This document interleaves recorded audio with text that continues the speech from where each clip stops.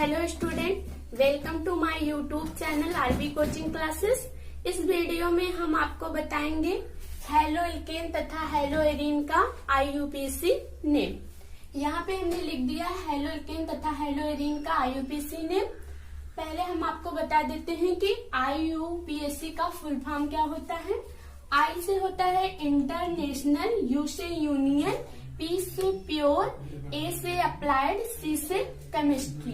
यानी इसका पूरा फुल फॉर्म होगा आईयूपीएसी का international union of pure and applied chemistry. अब किसी भी हेलो एल्केन का नामकरण करने के लिए दो प्रकार दिए गए हैं। हेलो एल्केन का नाम हम दो प्रकार से करते हैं। पहला होता है सामान्य पद्धति से, दूसरा है आईयूपीएसी पद्धति से। पहला सामान्य पद्धति से, सामान्य पद्धति से और दूसरा आईयूपीएसी पद्धति से। समान पद्धति से हेलो एल्केन का नाम हम एल्किल हाइलाइड के रूप में लिखते हैं। आईयूपीएसी पद्धति से हेलो एल्केन का नाम पहले हम हेलोजन का नाम लिखते हैं, उसके बाद एल्केन का नाम लिखते हैं। अब हम देख लेते हैं समान पद्धति से हम किसी भी हेलो एल्केन का नामकरण कैसे करते हैं। समान पद्धति से एल्किल हैलाइड का नामकरण करने के लिए कुछ पूर्व लग्न जैसे यन, आइसो, नियो शब्द का हम उपयोग करते हैं। तो हम एक एक करके सबके बारे में पढ़ लेते हैं कि यन का पूर्व लग्न, यन का पूर्व लग्न, आइसो का पूर्व लग्न, नियो का उपयोग हम कैसे करते हैं। तो पहला हम डाल देते हैं पूर्व लग्न यन, पूर्व लग्न, पूर्व लग्न यन।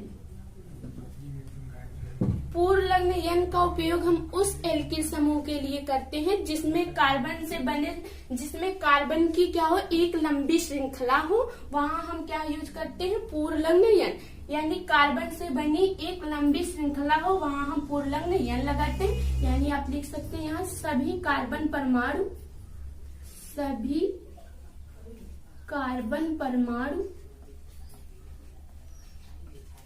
सभी कार्बन परमाणु सीधी श्रृंखला में हो, वहां हम पूर्व लग्न यन का उपयोग करते हैं। जैसे हम एग्जाम्पल लिख देते हैं, जैसे ये एग्जाम्पल है CH3, CH2, CH2।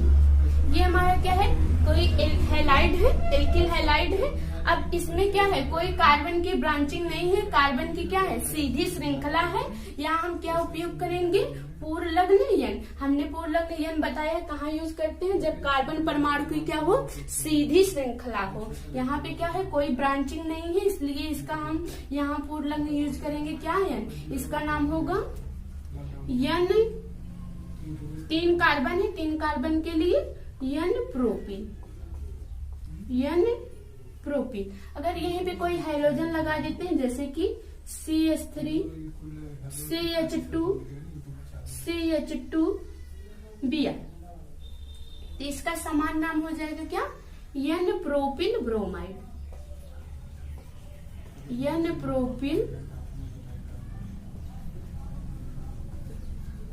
यन प्रोपीन ब्रोमाइड। यानी पूर्व लग्न यन का उपयोग हम कहाँ करते हैं, जब एल्किल समूह में सभी कार्बन परमाणु सीधी श्रृंखला में हो, तो वहां हम यन यूज करते हैं। जैसे ये हमारी क्या थी, कार्बन की सीधी श्रृंखला थी, तो इसका नाम लिखे हम यन प्रोपीन। अगर 4 कार्बन होगा तो हम लिख देंगे यन ब्यूटिल, 5 होगा तो यन पेंटिल। जो भी हाइड्रोजन जुड़ा रहेगा उसके अनुसार उसका हम नामकरण कर देंगे। जैसे यहाँ ब्रोमीन जुड़ा है तो हमने लिख दिया यन प्रोपिल ब्रोमाइड। और अगला पूर्व लग्न है हमारा पूर्व लग्न आइसो, पूर्व लग्न आइसो,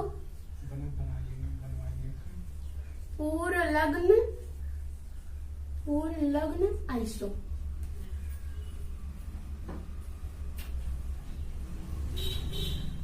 अब पूर्व लग्न आइसो का उपयोग हम कहाँ करते हैं, पूर्व लग्न आइसो का उपयोग हम उस एल्किल समूह के लिए करते हैं जिसमें क्या हो, श्रृंखला के अंत में एक मेथिल शाखा विद्यमान हो, वहां हम पूर्व लग्न आइसो लगाते हैं। जैसे हम एग्जांपल बता दें आपको, जैसे ये हमारा क्या है, कोई एल्किल समूह है CH3, ये क्या है, ये एल्किल हैलाइड है। एल्किल हैलाइड में लास्ट वाले कार्बन में क्या हो, एक मेथिल शाखा उपस्थित हो, वहां हम पूर्णलग्न क्या यूज करेंगे, पूर्णलग्न आइसो। तो यहाँ 3 कार्बन के लिए प्रोपिल, और इसके पहले क्या है, श्रृंखला के अंत में एक मेथिल शाखा विद्यमान है, इसलिए हम यहाँ क्या लगाएंगे, आइसो। तो हम लिखेंगे आइसोप्रोपिन। और मान लो यहाँ कोई हाइड्रोजन लगा हो अगर, जैसे यही हमारा एग्जांपल CH3 Br, तो इसका बस यही यहाँ हम जो हाइड्रोजन जुड़ा है यही यहाँ लिख देंगे, इसका नामकरण हो जाएगा आइसोप्रोपिल ब्रोमाइड। अब आप समझ गए कि आइसो का उपयोग हम कहाँ करते हैं, ऐसे एल्किल समूह के लिए करेंगे जिसमें श्रृंखला के अंत में क्या हो, एक मेथिल शाखा उपस्थित हो, वहां हम क्या लगाएंगे, आइसो, पूर्णलग्न आइसो। अब अगला पूर्णलग्न देख लेते हैं, पूर्णलग्न नियो। अब नियो पूर्णलग्न का उपयोग हम कहाँ करते हैं, नियो पूर्णलग्न का उपयोग हम उस एल्किल समूह के लिए करते हैं जिसमें श्रृंखला के अंत में लास्ट वाले कार्बन से क्या हो, 2 मेथिल ग्रुप लगे हुए हों, वहां हम क्या यूज करेंगे, पहले नियो। जैसे मान लो क्या है, कोई हमारी एल्किल समूह है, कार्बन की श्रृंखला है, इसमें क्या हो, लास्ट वाले कार्बन से 2 यहाँ पे क्या हो, मेथिल ग्रुप लगे हों, उससे वहां पूर्णलग्न हम क्या यूज करेंगे, पूर्णलग्न नियो। जैसे हम एग्जाम्पल देख लेते हैं, CH3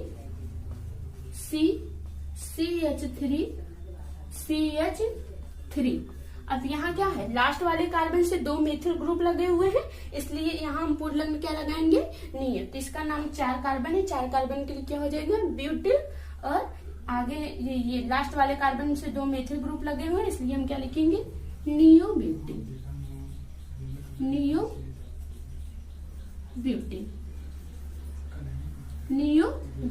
अगर यहीं पे मान लो कोई हाइड्रोजन ग्रुप लग जाएगा तो उस हाइड्रोजन का नाम हम यहाँ लिख देंगे। जैसे हम एग्जांपल यहाँ लिख दे रहे हैं CH3, या यही हम लगा के दिखा देते हैं आपको। यहाँ पे मान लो हमने क्लोरीन लगा दिया तो इसका नाम हो जाएगा नियोब्यूटिल क्लोराइड। इसका समान नाम हो गया क्या, नियोब्यूटिल क्लोराइड। ये थे क्या कुछ पूर्णलग्न जो कि क्या हम समान हेलोएल्केन का समान नाम लिखने के लिए उपयोग करते हैं। अब हमारा अगला था क्या, हमने बताया था कि हेलोएल्केन का नामकरण हम 2 प्रकार से करते हैं, समान पद्धति से और IUPAC पद्धति से। समान पद्धति से नामकरण करने के लिए हमने आपको कुछ पूर्णलग्न बताए। अब IUPAC पद्धति से हम कैसे नामकरण करेंगे, IUPAC पद्धति से किसी भी हेलोएल्केन का नामकरण करने के लिए सबसे पहले हम कार्बनिक यौगिक के सबसे लंबी कार्बन श्रृंखला से जो भी हैलोजन परमाणु जुड़ा हुआ हो, जैसे क्लोरीन, फ्लोरीन, ब्रोमीन, आयोडीन, उनके अनुसार हम क्लोरो, ब्रोमो, आयोडो पूर्णलग्न लगा देते हैं। ठीक है। और दूसरा पॉइंट क्या है, ये था आपका पहला पॉइंट। दूसरा पॉइंट क्या है, हम उस कार्बन से नंबरिंग करते हैं जो क्या हो, हाइड्रोजन परमाणु के समीप हो। हाइड्रोजन परमाणु के समीप वाले कार्बन को हम यानी नंबर 1 देते हैं। अब हम एक एग्जांपल लेके देखते हैं, तब आपको ज्यादा समझ में आएगा। जैसे हमने एक एग्जांपल लिया है, ये CH3 CH2 CH2 Cl, ये हमारा क्या है, एक हेलोएल्केन है। इसका हमें क्या करना है, IUPAC नामकरण करना है। इसका IUPAC नामकरण करने के लिए हम सबसे पहले, हमने आपको पहला पॉइंट बताया कि किसी भी हेलोएल्केन का नामकरण करने से पहले हम सबसे पहले उस हेलोएल्केन में कार्बन से बने यौगिक की सबसे लंबी चेन को देखते हैं, यानी सबसे लंबी श्रृंखला को देखते हैं। तो यहाँ हम देख रहे हैं कि हमारा जो लंबा चेन है ये वाला है, जो कि क्या है, 3 कार्बन का है। और आपको पिछले वीडियो में हमने बताया है कि 3 कार्बन के लिए हम क्या लिखते हैं, प्रोप लिखते हैं। और फिर हमने आपको दूसरा पॉइंट बताया कि हाइड्रोजन के समीप वाले कार्बन को हम नंबर 1 देते हैं, यानी इस कार्बन को हम क्या करेंगे, नंबर 1, नंबर 2, नंबर 3। अब क्या हो गया, अब इनका नामकरण करने के लिए हमने बताया आईयूपीएसी नामकरण करने के लिए जो भी हैलोजन जुड़ा हुआ होगा पहले उसका हम नाम लिखते हैं, उसके बाद जो एल्केन रहता है उसका नाम लिख देते हैं। तो यहाँ क्या जुड़ा हुआ है, क्लोरीन जुड़ा है, और जिस पोजीशन से क्लोरीन जुड़ा हुआ है या जो पोजीशन से हैलोजन जुड़ा हुआ है उसका भी वो पोजीशन भी हम आईयूपीएसी में दिखाते हैं। जैसे यहाँ क्लोरीन किससे जुड़ा है, 1 से जुड़ा है। अगर 1 से जुड़ा आप नहीं भी लिख सकते, लेकिन अगर 2 से ये जुड़ा रहता है तो आपको यहाँ दिखाना पड़ता है कि क्लोरीन हमारा दूसरे कार्बन से जुड़ा हुआ है। तो यहाँ क्लोरीन हमारा पहले से जुड़ा हुआ है तो हम लिखेंगे 1 क्लोरो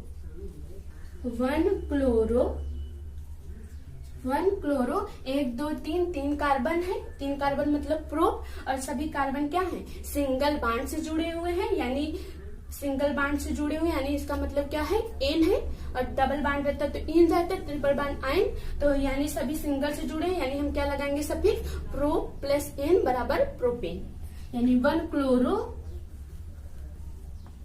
प्रोपेन, यानी इस ये जो आपका हेलो एल्केन है इसका आईयूपीएसी नेम होगा क्या, 1 क्लोरो प्रोपेन। ठीक, अब हम दूसरा एग्जांपल देख लेते हैं।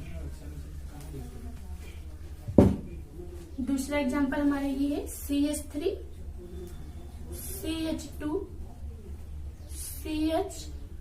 CH3 CH2 Cl, ये हमारा दूसरा है एग्जांपल। अब इसमें भी हमें क्या करना होगा, आईयूपीएसी नामकरण करने के लिए सबसे पहले हमें कार्बन की सबसे लंबी श्रृंखला को देखना होगा। तो हम देख रहे हैं 1 2 3 4 कार्बन की ये सबसे लंबी श्रृंखला है, और उसके बाद हमें क्या करना है, कार्बन की नंबरिंग करना है। तो कार्बन की नंबरिंग हम उस कार्बन से करेंगे जो हैलोजन के क्या हो, समीप हो। तो यानी हम हैलोजन के समीप वाला कार्बन ये है, इस कार्बन को नंबर 1, इस कार्बन को नंबर 2, इसको 3, इसको 4 करेंगे। अब हम क्या करेंगे, इसका नामकरण कर देंगे। लेकिन यहाँ 2 फंक्शनल ग्रुप जुड़े हुए हैं। देखिए दूसरे कार्बन पे क्या लगा है, मेथिल लगा है, जबकि पहले कार्बन क्या लगा है, क्लोरीन लगा है।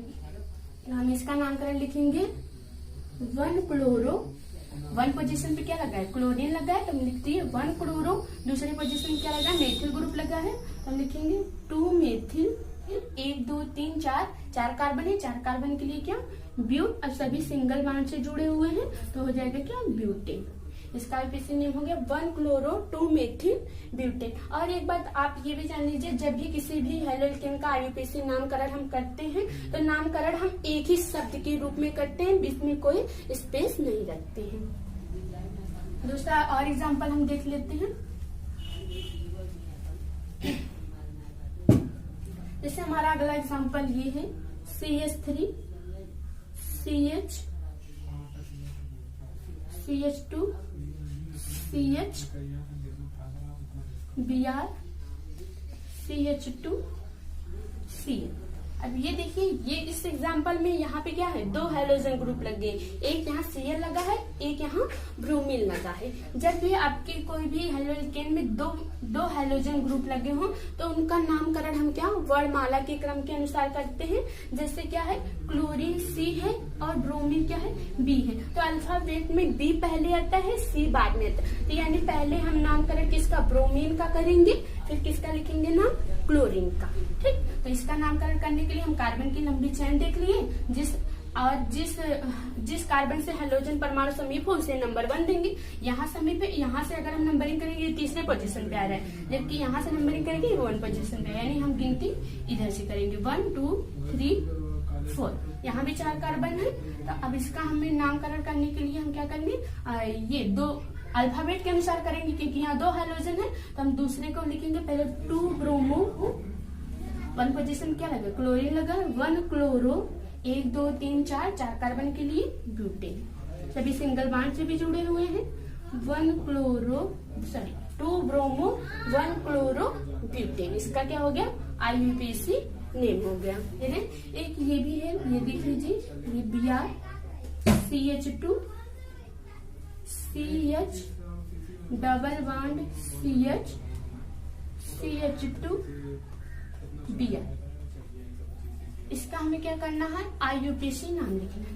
अब आप IUPAC नामकरण करने के लिए हम कार्बन की पहले क्या कर देते हैं, नंबरिंग कर लेते हैं।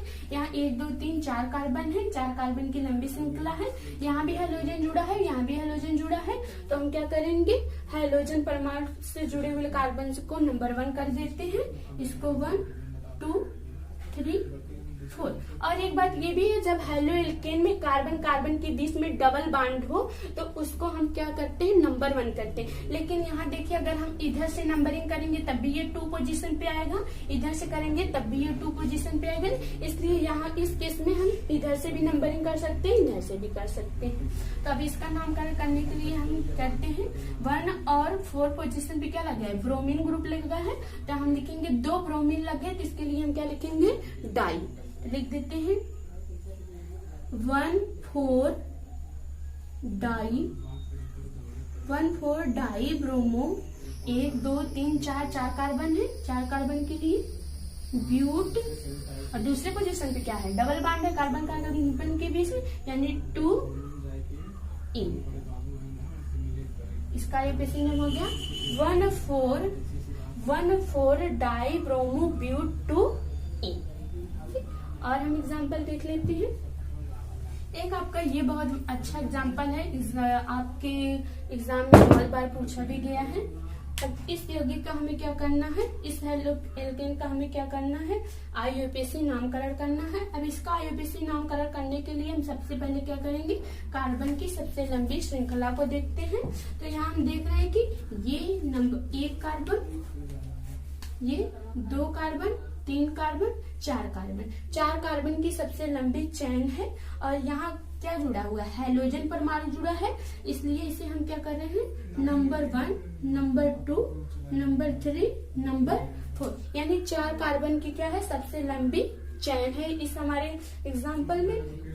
अब देखिए 1 पोजीशन पे क्या लगा है, ब्रोमीन लगा है। 2 पोजीशन पे क्या लगा है, मेथिल ग्रुप लगा है। और कार्बन कार्बन के बीच में क्या है, डबल बॉन्ड है। अब इसका हम नामकरण कर लेते हैं। इसका नामकरण हो जाएगा 1 ब्रोमो और 2 पोजीशन क्या है, methyl, 2 methyl, 1 bromo 2 methyl. 1 2 3 4 carbon, 4 carbon के लिए क्या, ब्यूट। और दूसरे पोजीशन पे क्या लगा है, डबल बॉन्ड है। डबल बॉन्ड के लिए हम क्या लिख देंगे, 2 इन। ये हो गया क्या है, इसका IUPAC ने 1 ब्रोमो 2 मेथिल ब्यूट 2 इन। अब इसका हम IUPAC नामकरण करें तो इसका IUPAC नामकरण करने के लिए भी हमें क्या देखना होगा, सबसे कार्बन की सबसे लंबी चेन को देखना पड़ेगा। अगर यहाँ से हम गिनते हैं तब भी 3 होगा, यहाँ से गिनते हैं तब भी 3 होगा। तो हम यहाँ से गिनते हैं 1 2 3 कार्बन की ये सबसे लंबी चेन होगी। अब इसमें हमें कार्बन की नंबरिंग करनी है। यहाँ तो हमने इस हेलोजन परमाणु से जुड़े हुए कार्बन को नंबर 1 बोला था, तो यहाँ भी बोलेंगे, लेकिन नहीं। जब भी हेलो एल्केन में कार्बन कार्बन के बीच में डबल बॉन्ड हो तो उस कार्बन को हम क्या करेंगे, नंबर 1 देंगे। इसको नंबर 2, इसको नंबर 3। अब आप कहेंगे यहाँ आपने इसको नंबर 1 दिया, तो यहाँ भी तो कार्बन कार्बन के बीच में डबल बॉन्ड था, यहाँ आपने क्यों इस कार्बन को नंबर 1 नहीं दिया। तो यहाँ भी हमने इस कार्बन को भी हमने नंबर 1 देने की कोशिश की थी। अगर देखिए, अगर इस कार्बन को हम मान लो नंबर 1 देते तब भी ये दूसरे पोजीशन पे आता। यहाँ से अगर हम नंबरिंग किए हैं तब भी ये दूसरे पोजीशन पे आया, यानी चाहे हम यहाँ से करते नंबरिंग तब भी ये दूसरे से आता, यहाँ से किए तब भी दूसरे से आता। तो हम हेलो एल्केन का IUPAC नामकरण करते समय नंबरिंग हम ऐसे करें कि हेलोजन परमाणु पे क्या हो, कम से कम नंबरिंग आए। ठीक, इसीलिए हम यहाँ पे नंबरिंग इधर से न करके इधर से किए। और इस वाले एग्जाम्पल में यहाँ पे कोई कार्बन नहीं है, यहाँ पे कोई कार्बन नहीं, इसलिए यहाँ पे नंबरिंग हम इस कार्बन से किए हैं। 1 2 3। अब इसका IUPAC नाम लिखने के लिए हम क्या लिखेंगे, 3 पोजीशन पे क्या लगा है, ब्रोमीन लिखा है, तो हम लिखेंगे 3 ब्रोमो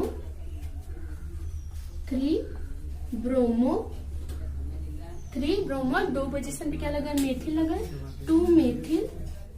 और 1 2 3 4 कार्बन है, 1 2 3 कार्बन, 3 कार्बन के लिए क्या, प्रो। अब इसमें क्या है, कार्बन 1 पे क्या है, डबल बॉन्ड है, डबल बॉन्ड के लिए हम प्रोपीन लिखते हैं। तो 1 या हम लिखे प्रोफोनीन, या हम इसको डायरेक्ट लिख देते हैं प्रोपीन। इसका IUPAC नाम हो गया 3 ब्रोमो 2 मेथिल प्रोपीन। ठीक है, ये आपका थोड़ा एग्जाम, ये आपका इम्पोर्टेंट है, कभी कभी एग्जाम में पूछता है। तो आप, ये हमारा क्या है, रिंग है। इस रिंग से क्या लगा है, यहाँ पे Cl ग्रुप लगा है। अब इसका हमें क्या करना है, IUPAC नामकरण करना है। तो हमने आपको बताया शुरू में ही कि IUPAC नामकरण करने के लिए हम क्या करते हैं, जिस कार्बन से हाइड्रोजन परमाणु जुड़ा हुआ हो उसे हम नंबर 1 देंगे, यानी इसे 1, इसे 2, 3, 4, 5, 6। अब 1 पोजीशन पे क्या लगा, क्लोरीन लगा, तो हम लिखेंगे 1 क्लोरो। अब इस रिंग के लिए हम एक शब्द यूज करते हैं साइक्लो। 1 chloro cyclo. 1 2 3 4 5 6 कार्बन है। 6 कार्बन के लिए हम क्या लिखते हैं, हेक्स। अच्छा, वो कार्बन क्या है, सिंगल बॉन्ड से जुड़े हुए हैं, इसलिए यहाँ हम लिख देंगे हेक्सेन। इसका IUPAC नेम हो गया 1 क्लोरो साइक्लो हेक्सेन। अगर मान लीजिए यहाँ पे इसी में देख लेते हैं CH2 CH3 लग गया, इसका हमें IUPAC नामकरण करना है। तो सेम वही प्रोसेस होगा, यहाँ 1 2 3 4, तो यहाँ ये मेथिल ग्रुप को भी हमें दिखाना होगा। तो 1 क्लोरो लिखेंगे। 4 पोजीशन क्या है, एथिल है, 1 क्लोरो 4 एथिल साइक्लो हेक्सेन। इसका IUPAC नाम हो गया 1 क्लोरो 4 एथिल साइक्लो हेक्सेन। इस एग्जाम्पल का नाम हो गया, ये इस हेलोएरिन का नाम IUPAC नेम हो गया 1 क्लोरो 4 एथिल साइक्लो हेक्सेन। ये हमारा एक बहुत बेस्ट एग्जाम्पल है, ये आपको एग्जाम में पूछता भी है, कई बार पूछा भी गया है। ये Cl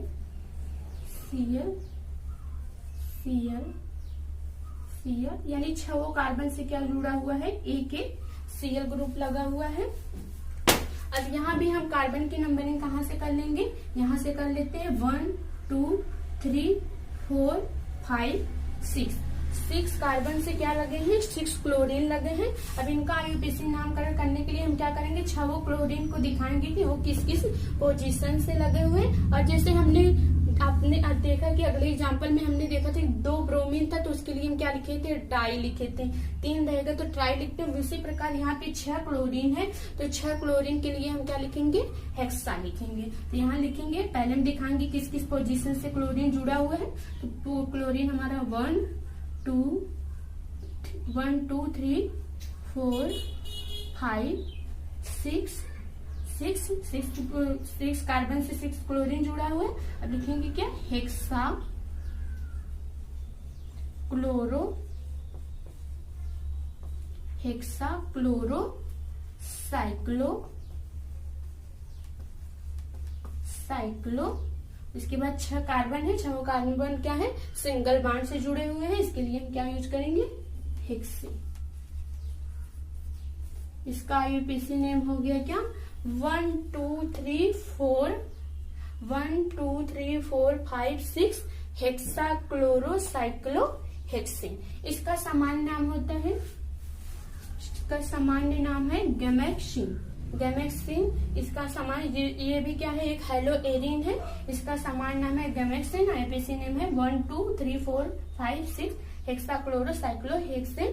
गैमेक्सिन का उपयोग खेती में होता है कीड़े उड़े मारने के लिए। जैसे हमारा ये कंपाउंड है, अगर मान लो यहाँ Cl लगा है तो इसका साधारण नाम हम लिख देते हैं क्लोरोबेंजीन। ये हो गया आपका हेलोएल्केन तथा हेलोएरिन का IUPAC नेम। एक बार हम फिर से रिवीजन सब कर लेते हैं जल्दी जल्दी कि क्या हुआ। पहले हेलोएल्केन हेलोएरिन का नामकरण हम 2 प्रकार से करते हैं, समान पद्धति से, IUPAC पद्धति से। समान पद्धति से नामकरण करने के लिए हम कुछ पूर्व लग्न का यूज करते हैं, जैसे एन, आइसो, नियो, ठीक। और हेलोएल्केन का IUPAC नामकरण करने के लिए हम क्या करते हैं, कार्बन की सबसे लंबी चेन को देखते हैं, जिस कार्बन से हाइड्रोजन परमाणु समीप हो उसे कार्बन नंबर 1 देते हैं।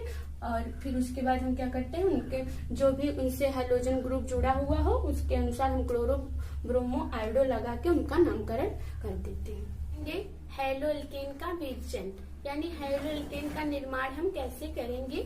यहाँ हमने हेडिंग डाल दिया है हैलो एल्केन का विरचन करने का आशय है निर्माण।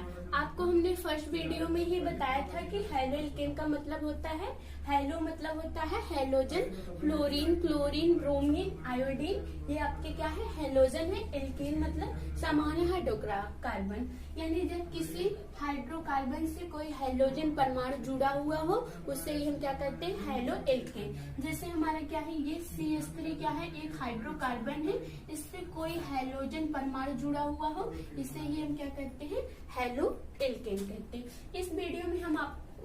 इस वीडियो में हम पढ़ेंगे कि हम हैलो एल्केन को कैसे बनाते हैं। तो पहला हम पढ़ेंगे हैलो एल्केन का निर्माण किसके द्वारा, एल्कोहल के द्वारा। एल्कोहल के द्वारा हम हैलो एल्केन को कैसे बनाते हैं, यानी एल्कोहल की अपक्रिया हम किसी से कराएंगे तो हमें क्या प्राप्त होगा हैलो एल्केन। तो हम हेडिंग डाल देते हैं किसके द्वारा, पहला एल्कोहल के द्वारा। अब एल्कोहल की अपक्रिया हम किसी भी यौगिक से कराएंगे तो हमें क्या प्राप्त होगा हैलो एल्केन। इसमें हम पहला ले लेते हैं एल्कोहल की अपक्रिया हैलोजन अम्ल के द्वारा, यानी एल्कोहल को हम हैलोजन अम्ल के साथ अपक्रिया कराते हैं तो हमें क्या प्राप्त होगा हैलो एल्केन। हम इसे नाम ऐसे शब्द में लिख देते हैं एल्कोहल प्लस हैलोजन बनने के क्या हैलो एल्केन। एल्कोहल की अपक्रिया हैलोजन अम्ल से कराने पर हैलो एल्केन और जल बनता है। इसको अब हम रिएक्शन से देख लेते हैं। हैलोजन अम्ल किसे कहते हैं, अम्ल वे होते हैं जिनमें H+ आयन होता है उसे हम अम्ल कहते हैं। हैलोजन किसे कहते हैं, फ्लोरीन, क्लोरीन, ब्रोमीन, यानी वर्ग 17 के तत्व को हैलोजन कहते हैं। जैसे हमारे फ्लोरीन, क्लोरीन, ब्रोमीन है ये क्या है हैलोजन है। अम्ल उसे कहते हैं जो इसके पास क्या हो H+ आयन हो उसे अम्ल कहते हैं। जैसे हमारा क्या है HI, HBr, HCl, ये क्या है क्या हो जहाँ जिसमें H+ आयन हो वो क्या है अम्ल है, और अम्ल से क्या जुड़ा है हैलोजन परमाणु, यानी ये क्या हो गया हैलोजन अम्ल। इसका नाम है hydrogen iodide, hydrogen bromide, hydrogen chloride. इसको हाइड्रोक्लोरिक एसिड भी बोलते हैं। अब इसकी अपक्रिया हम किससे कराएंगे, एल्कोहल से कराएंगे तो हमें क्या प्राप्त होगा हैलो एल्केन। अब हम रिएक्शन देख लेते हैं। जैसे हमारा ये क्या है CH3OH प्लस HI क्या है हाइड्रोजन अम्ल है। अब CH3OH क्या है एल्कोहल है। CH3 मतलब क्या होता है मेथ, जिसमें कार्बनिक यौगिक में OH ग्रुप उपस्थित होता है वो क्या कहलाता है एल्कोहल कहलाता है। मेथ और इससे OH ग्रुप लगा है यानी ये क्या, इसका पूर्ण लग्न क्या होता है आल, इसका नाम हो जाएगा मेथेनॉल। अब इस एल्कोहल की अपक्रिया हम हाइड्रोजन आयोडाइड से जब कराते हैं तो क्या होता है कि ये CH3OH का ये बांड और HI का ये बांड क्या हो जाता है टूट जाता है। यहाँ से OH और यहाँ से H ये क्या होता है H2O जल बना के क्या हो जाता है बाहर निकल जाता है। यहाँ आपका बन जाएगा H2O और यहाँ CH3 का एक बांड फ्री हो जाता है, I का एक बांड फ्री हो जाता है, इन दोनों का बांड फ्री हो जाता है। ये दोनों बांड आपस में कंबाइन करके बना लेते हैं क्या हैलो एल्केन CH3HI और बन जाता है क्या बाहर बाय प्रोडक्ट के रूप में जल बाहर निकल जाता है। यानी यहाँ का बांड ब्रेक होता है, ये OH इस CH के साथ जल बना लेता है और यहाँ बचता है CH3I जो कि क्या है मेथिल आयोडाइड जो कि क्या है एक हैलो एल्केन। यहाँ बन जाता है हैलो एल्केन और बाय प्रोडक्ट जल। दूसरा हम देख लेते हैं। दूसरा हम एल्कोहल ले रहे हैं, मान लो एल्कोहल हम मेथेनॉल ही लेके चल रहे हैं, मेथेनॉल एल्कोहल ले लिए हैं और इसकी अपक्रिया हम किससे करा रहे हैं हाइड्रोजन ब्रोमाइड से जो कि क्या है एक हैलोजन अम्ल है। इससे भी अपक्रिया कराने पे वही प्रोसेस होता है, यहाँ का बांड ब्रेक हो जाता है, यहाँ का बांड ये क्या होता है ये OH इस CH के साथ जल बना लेता है और यहाँ बचे के CH3Br जो कि आपस में जुड़ के क्या बना लेंगे हैलोजन जो कि आपस में जुड़ के बना लेते हैं हैलो एल्केन CH3Br और H2O। ठीक, आप कहेंगे अल्कोहल की अपक्रिया हाइड्रोजन ब्रोमाइड से कराने पर मेथिल ब्रोमाइड और जल बनता है। मेथिल ब्रोमाइड क्या है? हैलो एल्केन है। ये अपक्रिया क्या होती है? एक उत्प्रेरक की उपस्थिति में कराया जाता है। उत्प्रेरक का नाम है सांद्र सल्फ्यूरिक एसिड। उत्प्रेरक क्या करता है? उत्प्रेरक किसी भी अपक्रिया की क्रियाशीलता को क्या कर देता है? बढ़ा देता है, यानी उसकी अपक्रिया की गति को तेज कर देता है। अपक्रिया और जल्दी होने लगती है। दूसरा हम देख लेते हैं CH3OH plus HCl hydrochloric acid. यानी अल्कोहल की अपक्रिया जब हम हाइड्रोक्लोरिक से कराते हैं, इसमें भी वही होता है क्या? यहाँ का OH और ये H जल बना के क्या होता है? बाहर निकल जाता है। H2O के रूप में बाहर निकल जाता है। यहाँ बचा CH3, यहाँ बचा Cl। ये क्या बन गया? मेथिल क्लोराइड हैलो एल्केन बन जाता है। ये भी अपक्रिया एक उत्प्रेरक की उपस्थिति में होती है, जो कि क्या है? उत्प्रेरक निर्जल जिंक क्लोराइड ZnCl2। यानी यहाँ क्या हो? सूखा जिंक क्लोराइड की उपस्थिति में हम अल्कोहल की अपक्रिया हाइड्रोक्लोरिक से कराते हैं, हैलो एल्केन तथा जल प्राप्त होता है। अब आप कहेंगे जैसे कि हाइड्रोजन आयोडाइड की क्रिया हम अल्कोहल से कराएं, हाइड्रोजन ब्रोमाइड की कराएं और हाइड्रोजन क्लोराइड की, उसी तरह अगर हम अल्कोहल की अपक्रिया किससे? हाइड्रोजन फ्लोराइड से कराएंगे तो क्या कोई हैलो एल्केन बनेगा? अल्कोहल की अपक्रिया हाइड्रोजन फ्लोराइड से कराने पर हैलो एल्केन नहीं प्राप्त होता है। क्यों नहीं प्राप्त होता है? इसका हम कारण यहाँ बता देते हैं। क्योंकि क्या होता है?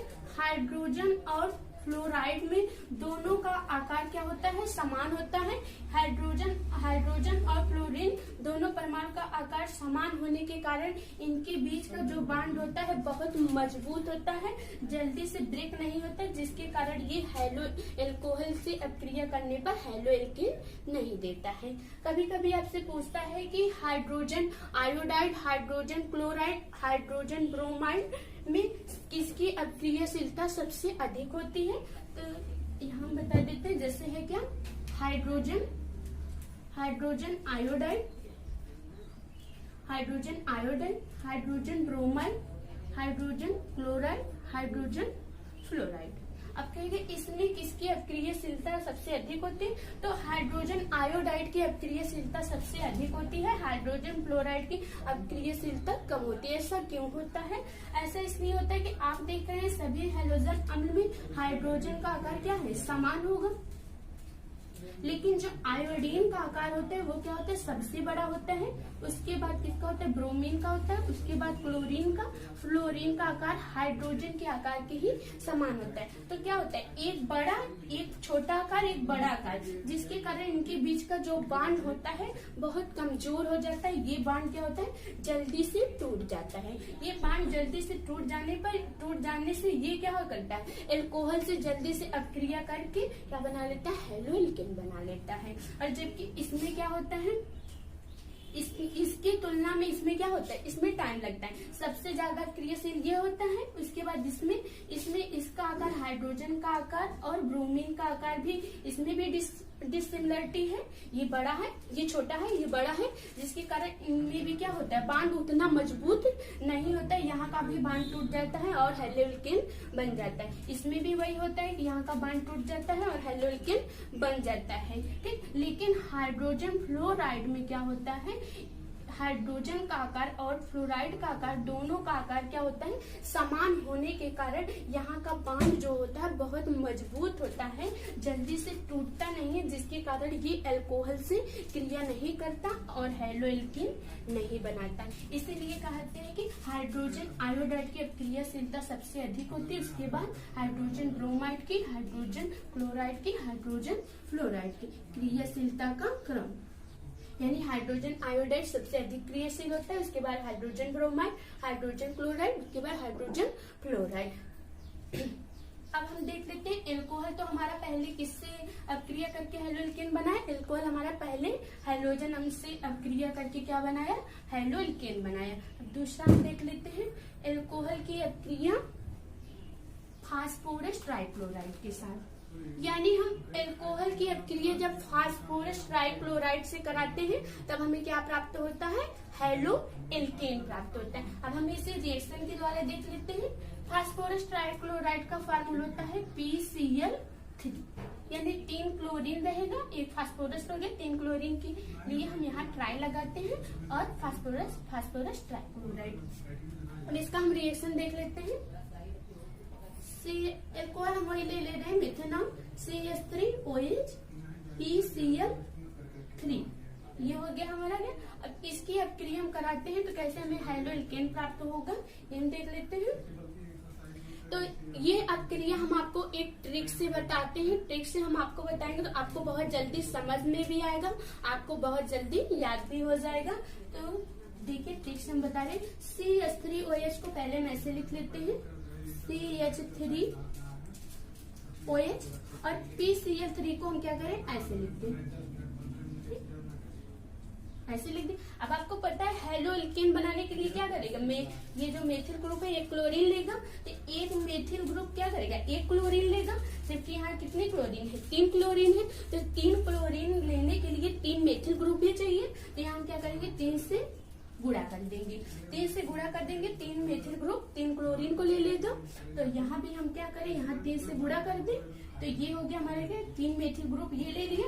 बचा क्या, बचा आपका क्या, P और 3 मेथिल लिए। अगर यहाँ हम 3 से मल्टीप्लाई करते हैं तो 3 ऑक्सीजन भी है और 3 हाइड्रोजन भी है, यानी बचा क्या है, यहाँ पर का 3 ऑक्सीजन बचा और 3 हाइड्रोजन बचा और क्या, एक फास्फोरस बचा। इसको हम ऐसे लिखेंगे, ये आपका ये तो हो गया पहले 3CH3Cl, ये बना आपका हैलो एल्केन। उसके बाद बचा क्या आपका, ये बचा PH3PO3, आपका बचा 3 तो हाइड्रोजन यहाँ पे बचा, 3 हाइड्रोजन बचा और P बचा और क्या बचा, 3 ऑक्सीजन बचा, H3PO3, इसका नाम है आर्थोफास्फोरस।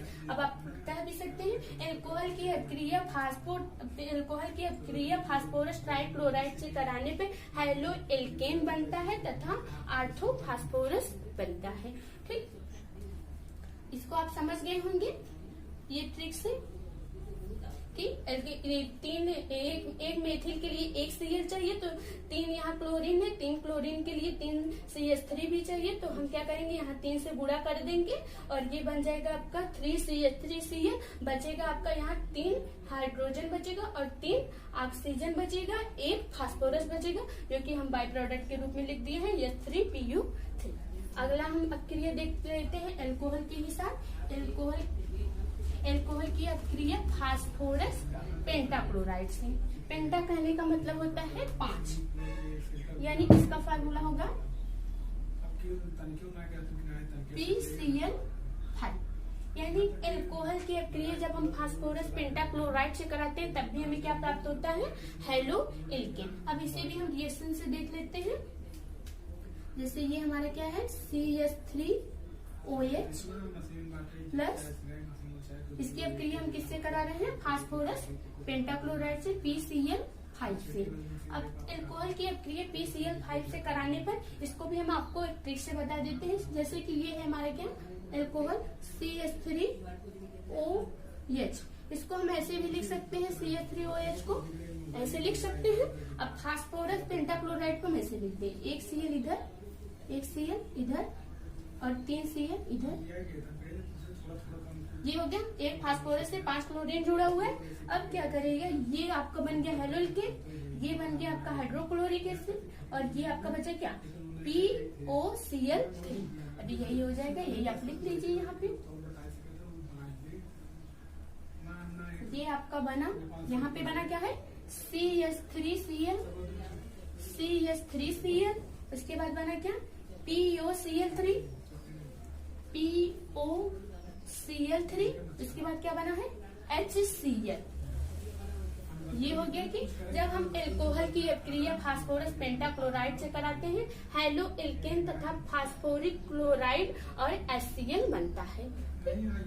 ये ट्रिक आपको समझ में आई ना कि CH3OH को हम ऐसे लिख दे, फिर PCl5 को हम ऐसे लिख दे, ये CH3 यहाँ से Cl लेके हैलो एल्केन बना लेगा, ये HCl बना लेगा, बचेगा आपका क्या, POCl3। अल्कोहल की अपक्रिया थायोनील क्लोराइड से। थायोनील क्लोराइड का फार्मूला होता है SOCl2। SOCl2 को ही बोलते हैं थायोनिल क्लोराइड। यानी एल्कोहल की अक्रिया जब हम SOCl2 से कराते हैं हमें हेलो एल्केन प्राप्त होता है। हम रिएक्शन देख लेते हैं। एल्कोहल को हम ऐसे लिख सकते हैं CH3OH प्लस SOCl2। ये हो गया हमारा। अब इसको हम क्या करते हैं, इसको भी हम वही ट्रिक से कर लेते हैं। CH3 को हम कैसे लिख दें, सेम OH के रूप में, और SOCl2 को हम कैसे लिख दें, ये हमारा S डबल बॉन्ड O, ये Cl, ये Cl। अब यहाँ क्या होगा, ये हेलो एल्केन बना लिया, ये HCl और ये SO2। अब यहाँ क्या बन जाएगा, CH3Cl एक हेलो एल्केन बना, ये बना, और इसके बाद क्या बचा आपका SO2, इसके बाद क्या बचा SCl। यानी आप कह सकते हैं एल्कोहल की अक्रिया थायोनिल क्लोराइड से कराने पर हेलो एल्केन तथा SO2 गैस तथा HCl गैस बनता है। ये आपकी इम्पोर्टेंट अक्रिया है। ठीक, ये सबसे अच्छी विधि है हेलो एल्केन की बनाने की। लैब में हेलो एल्केन को बनाने के लिए यही विधि अपनाई जाती है। क्या किया जाता है, एल्कोहल की अक्रिया हम थायोनिल क्लोराइड से, यहाँ पे एक उत्प्रेरक रहता है पीरिडीन उत्प्रेरक की उपस्थिति में यह अक्रिया हम कराते हैं। यानी एल्कोहल की अक्रिया थायोनिल क्लोराइड से पीरिडीन की उपस्थिति में कराते हैं तो halo alkane SO2 HCl gas बनता है। ठीक है, ये हमारा सबसे अच्छी हेलो एल्केन बनाने की सबसे अच्छी विधि क्यों मानी गई है, वे इसलिए मानी गई है क्योंकि जब हम एल्कोहल की अक्रिया थायोनिल क्लोराइड से कराते हैं तो SO2 बनता है जो कि क्या है, गैस है। ये Cl भी बनता है जो कि क्या है, गैस है। ये दोनों क्या होते हैं, बाहर निकल जाते हैं, और जो भी जिस भी पात्र में हम बनाते हैं वहां पे बचता क्या है, CH3Cl। जो भी आप हेलो एल्कोहल लिए रहेंगे यानी आपका बचेगा क्या, हेलो एल्केन। इसीलिए कहते हैं जब भी हेलो एल्केन को लेबोरेटरी में बनाया जाता है तो इस विधि के द्वारा ही हेलो एल्केन को बनाया जाता है, क्योंकि इस विधि में क्या बनता है, SO2 गैस बनता है, HCl गैस बनती है, जो कि क्या होता है, वो बाहर निकल जाता है, बचता क्या है, हेलो एल्केन। इसे एक नाम विधि से भी जाना जाता है, नेमिंग रिएक्शन से, जिसका नाम है क्या, डार्जन अभिक्रिया। इस अभिक्रिया को डार्जन अभिक्रिया के नाम से भी जाना जाता है। कभी कभी आपसे पूछ सकते हैं कि डार्जन अभिक्रिया क्या है, तो यही है एल्कोहल की अभिक्रिया थायोनिल क्लोराइड से पीरिडीन की उपस्थिति में कराने पर हेलो एल्केन तथा SO2 गैस बनता है, HCl गैस बनता है, इसे ही डार्जन अभिक्रिया कहते हैं। पीरिडीन का अगर आपको जानना हो कि पीरिडीन क्या है तो आप बेंजीन जानते हैं, ये है आपका बेंजीन। बस इस बेंजीन से क्या करें, आप यहाँ से एक कार्बन को हटा के यहाँ एक नाइट्रोजन लगा दें। ये किसका स्ट्रक्चर है, पीरिडीन का। ठीक, अब हमने इस वीडियो में पढ़ा कि हम हेलो एल्केन किसके द्वारा बनाए, एल्कोहल के द्वारा। पहले तो हमने क्या लिया, हाइड्रोजन अम्ल के द्वारा एल्कोहल को बनाया, फिर उसके बाद इसमें हमने 4 अभिक्रिया आपको बताई। पहला बताया एल्कोहल की अभिक्रिया हाइड्रोजन अम्ल से, दूसरा एल्कोहल की अभिक्रिया फास्फोरस पेंटाक्लोराइड से, फास्फोरस ट्राइक्लोराइड से, फिर एल्कोहल की अभिक्रिया थायोनिल क्लोराइड से। इस वीडियो में हमने आपको बताया कि एल्कोहल के द्वारा हम कैसे हेलो एल्केन को बनाते हैं।